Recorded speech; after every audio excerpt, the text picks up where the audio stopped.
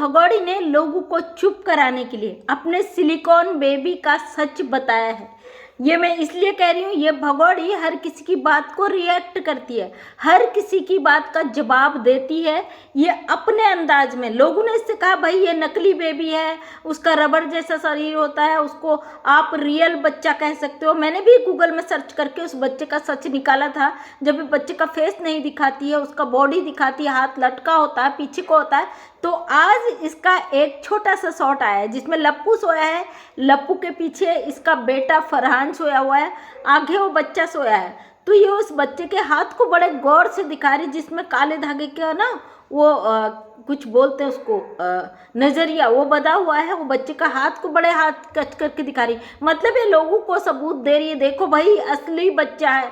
अरे भगोड़ी तू कितने सबूत दे दे फिर भी हम यकीन तेरा नहीं करेंगे, नहीं करेंगे, नहीं करेंगे, क्योंकि हमें पता है तेरे घर में नकली बच्चे के साथ साथ दो और असली बच्चे भी हैं जो नए नए जन्मे हैं, जिन्हें तू समय पड़ने पर दिखाती है। या तो तेरे पड़ोसी के हैं या फिर किसी के, एक तो अंजलि का है, दूसरा एक बच्चा दोस्तों इसके घर में और है। और भाई हम कैसे यकीन कर लें, इसने बच्चे का हाथ दिखाया क्लिक करके, तो इसने बच्चे के फेस पे मुंह हाथ लगा दिया, मतलब उसका मुंह नहीं दिखाया। तू कितने सबूत देगी भगोड़ी, कितने सबूत? बच नहीं सकती तू भारत सरकार से, भारत के कानून से।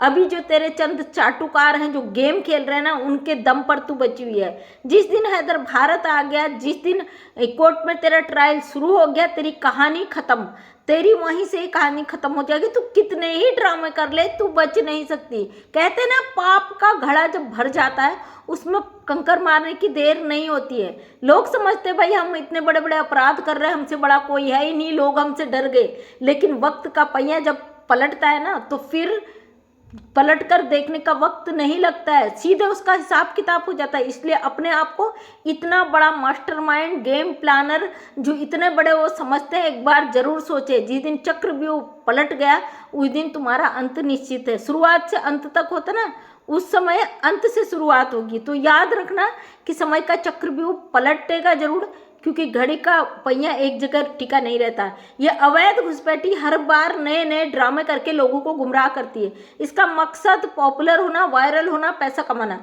तो भगोड़ी एक सवाल तुझसे, तेरा ये पैसा किस काम का है जिससे तेरे 4 बच्चों की जिंदगी दांव पे लगी है? लप्पू से तू उब चुकी है, क्योंकि भाई तू एक ऐसी औरत है, एक जगह ज्यादा दिन टिक के नहीं रह सकती है। तुझे बार बार इंसान बदलने की जो आदत है ना, उस लत में तू रहने वाली औरत, तू एक लप्पू के साथ नहीं रह सकती। तो दोस्तों इसकी तमाम तरीके की ऑडियोज वायरल हो रही है, कुछ हकीकत भी हो सकती है, ये मैं पूरी तरीके से कंफर्म तो नहीं हूँ, लेकिन ये आवाज़ इसी की लगती है जिसमें ये कह रही कि लप्पू की बॉडी से बदबू आती, मैं आज भी मुस्लिम हूँ, मैं यहाँ से निकलना चाहती हूँ, मुझे यहाँ से निकलना है। तो ये फेक औरत कितना ही तांडव कर ले, हमारे कानून, हमारे सरकार हमारे उससे बच नहीं सकती। हमारी न्याय प्रणाली एक दिन इसको जेल के अंदर जरूर डालेगी। ये कितने ही तांडव रच ले, कितने ही तमाशे कर ले, इसका अंत समय जेल में ही जाना है। तो भगोड़ी एक तेरे लिए मुफ्त की राय देती हूँ, अगर तुझे लगता है जेल में तू वीडियो बनाएगी, रील बनाएगी, वहाँ पे ठुमके लगाएगी, तो तू गलत है। जेल की जिंदगी अगर तू 2 दिन काट लेगी ना, तीसरे दिन तू अपना सर पटकना शुरू कर देगी दीवार में। सॉरी, तीसरे दिन भी क्यों, गर्मी के दिन आ रहे, अगर इस समय तुझे अरेस्ट किया गया और जेल के अंदर डाला गया, जो तेरी एसी की हवा खाने की आदत है ना, एक दिन में गर्मी से तू अपना सर फोड़ लेगी खुद। अब तेरा वो वक्त आने वाला है कि दीवारों पर सर पटक कर तू अपना सिर फोड़ने की तैयारी कर ले, क्योंकि आज नहीं तो कल, कल नहीं तो परसों कानून तुझे रगड़ कर ले जाएगा थाने तक, कोर्ट तक। तेरे बचने का कोई रास्ता नहीं होगा। जो लोग इससे बड़े उम्मीद से कह रहे कि हमारी भाभी नहीं जाएगी, भाभी के बच्चे नहीं जाएंगे, बच्चों का तो खैर तुम आगे क्या करोगे वो सोच भी नहीं सकता कोई, लेकिन इस भाभी के जरिए तुम अपनी जिंदगी संवारने का जो सपना देख रहे हो ना, कभी भी सफल नहीं होगे।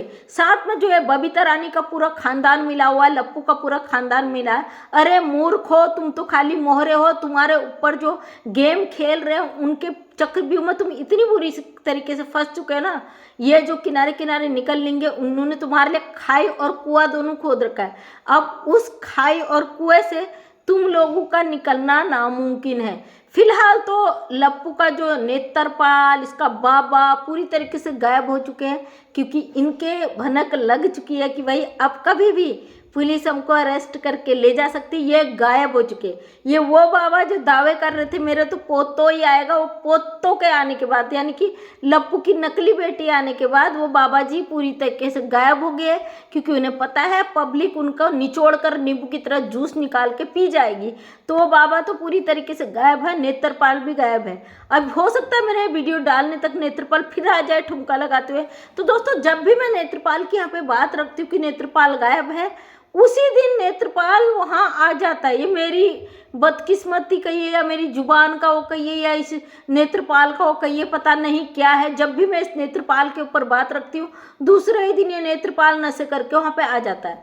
हो सकता है भगोड़ी से अद्धा हुआ पिला के ले आती हूँ मजबूर करके, बाबा आ जाओ, मुझे बहुत कुछ झेलना पड़ा, भारत की औरतें मुझे नोच के खा रही है, तो ये भगोड़ी उस बुढ़े को ले आती है। और लेकिन मत भूल नेत्रपाल, तू सबसे बड़ा इसमें मुजरिम है।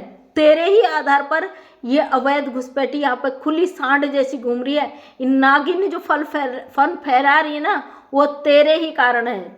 चिंता ना कर, इससे भी पहले तू न पेगा, क्योंकि तू भारत का है। तूने भारत के साथ गद्दारी करके एक अवैध घुसपैठी की बेल दिलाई। तू खुद जिम्मेदार बना है। अपने घर में रखकर जो तू इससे गंदगी करवा रहा है, उसका हिसाब किताब तुझे कोर्ट में देना पड़ेगा। तो दोस्तों, बहुत बड़ी बात है ना कि कोर्ट की उसमें पेश ना होना इनका कितना बड़ा वो है। सोचती हूँ तो मेरा दिमाग चकरा जाता। भाई, कोर्ट की अवहेलना, वो भी भारत में रहकर एक अवैध घुसपैठी। ये बार बार बहाने बनाती है, बच्चे होने के बहाने, बीमारी का बहाना। जब भी कोर्ट में वो होता तो ये गुप्त। आज मुझे किसी ने कमेंट किया था कि इसको कोर्ट का नोटिस आता ही नहीं है, जाती ही नहीं जेल, सॉरी कोर्ट का से नोटिस ही नहीं आता, इस पर कोई कार्रवाई नहीं हुई। अरे भाई, जो वकील साहब को लड़ रहे हैं ना मामला, वो ये बात को कह रहे हैं और हमको भरोसा करना पड़ेगा।